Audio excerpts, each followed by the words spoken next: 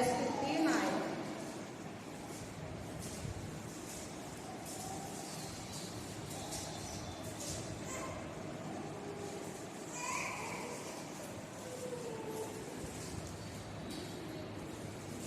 लूका की इंजील उसका 22 अध्याय इसकी 3 आए।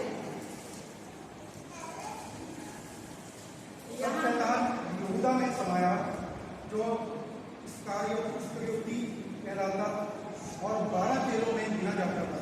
यहाँ पर एक और इंसान है जिसे हम जानते हैं यहूदा।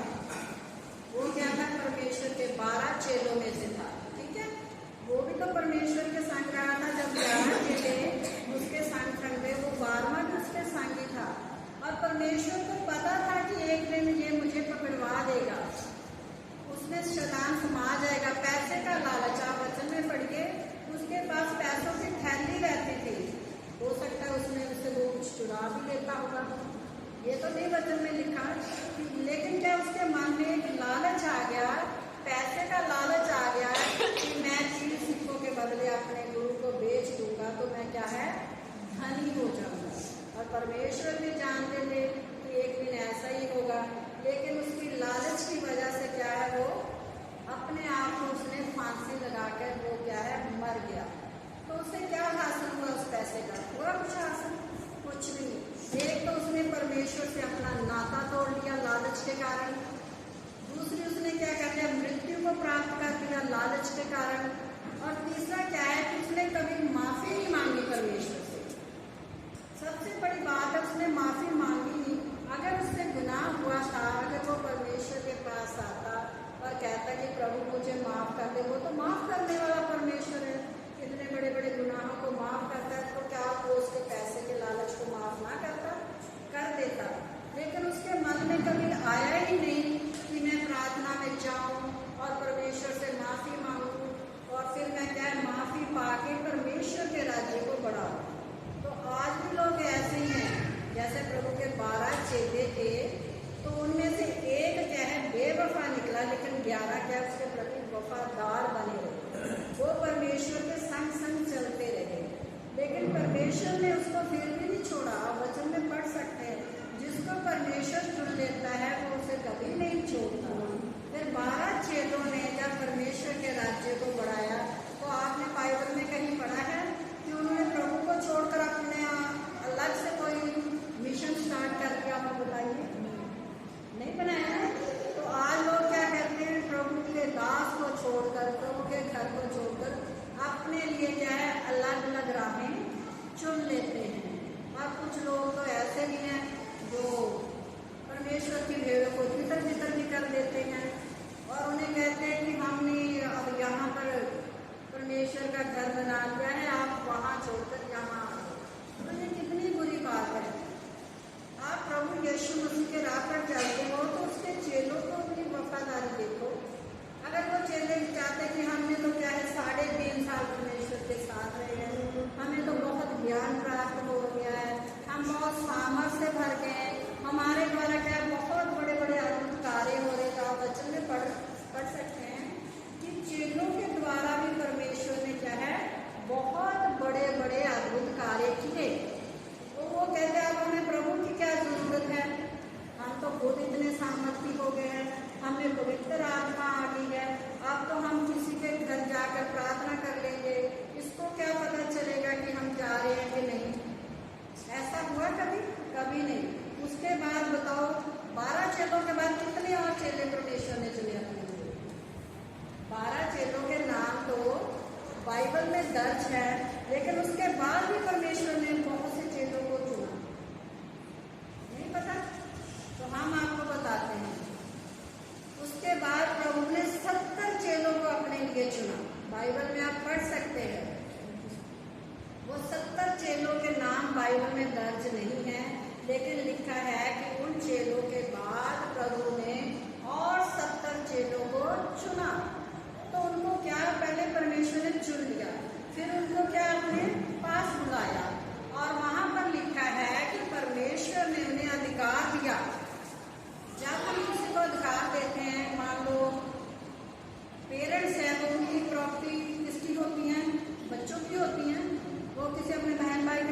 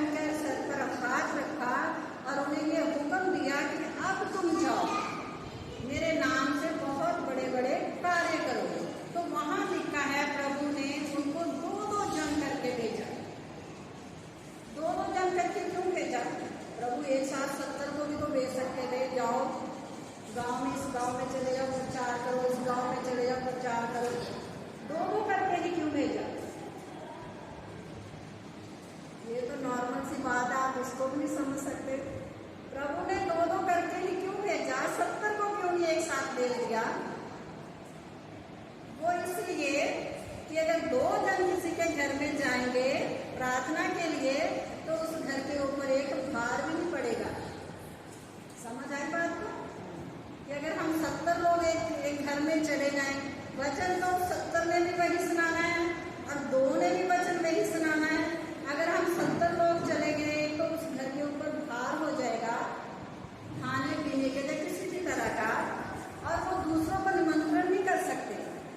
अगर हम 70 लोग एक ही जगह बैठ जाएंगे तो दूसरों को बैठने की जगह कहाँ से मिलेगी? तो इसलिए परमेश्वर ने उन्हें क्या कहा, 2-2 करके जाओ। तो 2-2 करके आप उनका जोड़ लगा लीजिए, तो कितने बन गए? 35। क्या वो 35 गांव में चले गए? ये नहीं कि 70 के 70 एक गांव में चले गए, वो 35 गांव में गए। 35 घरों के लोगों में प्रचार पहुंचा होगा, उनके द्वारा कितने और लोग बच गए होंगे। तो ये क्या परमेश्वर हमें क्या सिखाता है वचन के द्वारा, कि हमने अगर मान लीजिए मेरे मन में शौक है प्रभु के वचन को सुनाने का, तो मैं क्या ये नहीं कि मैं इसके घर में चले जाऊँ। ये तो पहले ही ऑलरेडी प्रभु को मान रहे हैं, उनको प्रार्थना भी करनी आती है, वचन भी पढ़ना आता है, तो मैं बार बार क्या उन्हीं घरों में चली जाऊँ जो लोग प्रभु को जानते हैं? क्या मैं उन लोगों के घर में जाके वचन सुनाई जाऊँ, प्रार्थना करी जाऊँ, भजन गाई जाऊँ, तो मुझे क्या हासिल होगा? पौलुस को आप देखिए, उसके जीवन को आप देखिए। पौलुस ने बहुत सी कलीसियाओं को खड़ा किया, और पौलुस ने एक वचन जो मेरे मन को बहुत अच्छा लगता है, मैं हमेशा उस वचन को याद रखती हूँ। उसने कहा, मेरे मन की उम्मीद ये है कि जहाँ जहाँ मसीह का वचन नहीं फैलाया गया, वहीं कहीं जाकर मसीह का वचन फैलाऊं, ये नहीं कि दूसरे की नींव पर अपना घर बनाऊं। तो आज लोग ऐसा ही कर रहे हैं, वो घर घर जाके प्रचार नहीं कर रहे हैं, वो दूसरे जो मसीह लोग बने हुए हैं पहले से ऑलरेडी हैं, उनके घरों में जा रहे हैं, उनके घरों में प्रार्थनाएं कर रहे हैं, ये करे वो करे, तो इससे उनको कुछ नहीं हासिल होगा और ना उन लोगों को हासिल होगा। तो इस बात को समझिए, अगर आप वचन चाहते हैं, अपने जीवन में बढ़ना आप चाहते हैं, तो बढ़ने के लिए परमेश्वर के पास आइए, वो आपको गाइड करेगा। दुनिया की हो सकता है मैं आपको मिसगाइड कर दूँ, ये जरूरी नहीं है कि मैं आपको अच्छी सलाह ही दूँ, हो सकता है मैं आपको बुरी सलाह भी दे सकती हूँ। लेकिन जब आप परमेश्वर से सम्मति मांगेंगे, तो वो आपको सही सलाह देगा। आत्मा में चाहिए, वो लोग कहते हैं हमने पवित्र आत्मा पाया। अगर आपने पवित्र आत्मा पाया है, तो क्या पवित्र आत्मा आपको गाइड नहीं करता कि जो कार्य आप कर रहे हो वो तो बुरा है, वो तो परमेश्वर को भाता ही नहीं है? इसलिए वचन में लिखा है कि उन लोगों के घरों में कला कलेश है, बीमारियां हैं, दुख है, मुसीबतें हैं, क्योंकि वो वचन को सुनते हैं, एक काम से सुनते दूसरे से क्या है निकाल देते हैं। आगे हम आपको पढ़ के सुनाएंगे, लिखा है कि जो वचन बोया गया वो उनके मन में समाया ही नहीं कि उनको कुछ लाभ हो सकता। तो इसे आप पढ़ लीजिए, आगे लिखा हुआ है, प्रेतों के काम को देखते हैं। सॉरी, इब्रानियों में निकालिए 3:12।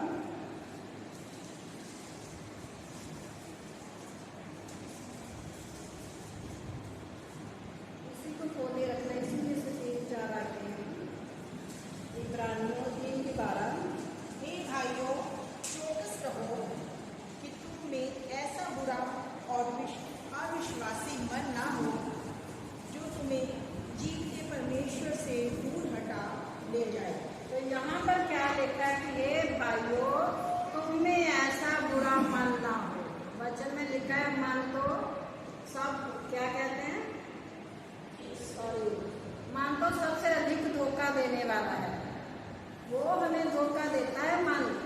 बहुत बार हम सोचते हैं कि हम परमेश्वर को धोखा नहीं देंगे, हम अपने पेरेंट्स को धोखा नहीं देंगे, लेकिन हमारा मन क्या है, जैसे कहावत पल में तोला पल में क्या है माशा, ऐसा कुछ है।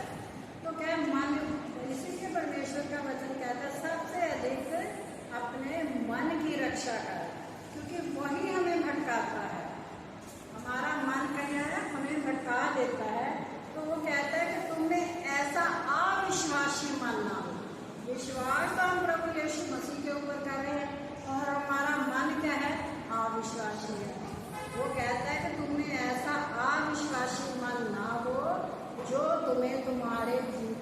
परमेश्वर से अलग ले जाए।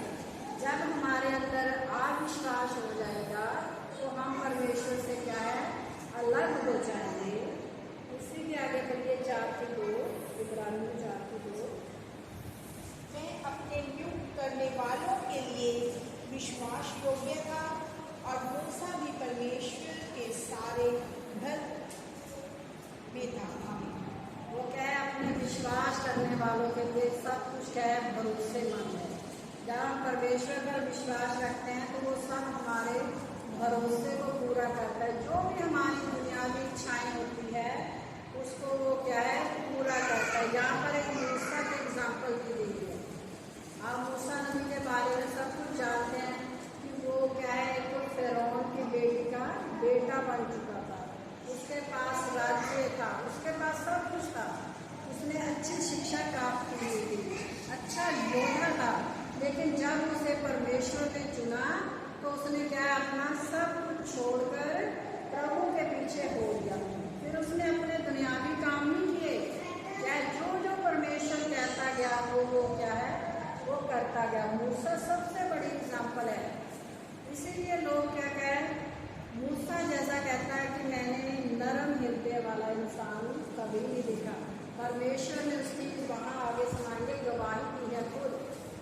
पर पूरी बाइबल में परमेश्वर ने 4-5 लोगों की गवाही दी है। आज हम गवाही नहीं देते जो हमारे साथ होता है अच्छा, लेकिन परमेश्वर ने वहाँ पर ऐसे लोगों की गवाही दी है। एक मूसा की दी है, एक इब्राहिम की दी है, फिर अय्यूब की दी है, फिर उसने दाऊद की गवाही दी है, फिर उसने यर्मिया की गवाही दी है, उसके बाद उसने मेरे को नाम भूल गया, उसकी गवाही दी है कि इन जैसे इंसान मैंने धरती पर कभी नहीं पाए। क्यों नहीं पाए? अगर परमेश्वर की निगाह उन पे थी, उन्होंने परमेश्वर को अपना समय दिया था, तभी तो परमेश्वर ने उन लोगों की गवाही दी। ये तो परमेश्वर को क्या जरूरत थी किसी इंसान की गवाही देने की? आप सोचिए, आप धन्य हो जाएंगे जब परमेश्वर आपके जीवन की गवाही देंगे कि मेरा बेटा या मेरी बेटी ऐसी है, वो मेरे बच्चों पर चलता है। जैसे अय्यूब के बारे में उसने गवाही दी कि इस जैसा खराब मनुष्य मैंने पूरी धरती पर नहीं देखा। आप अय्यूब की कहानी सब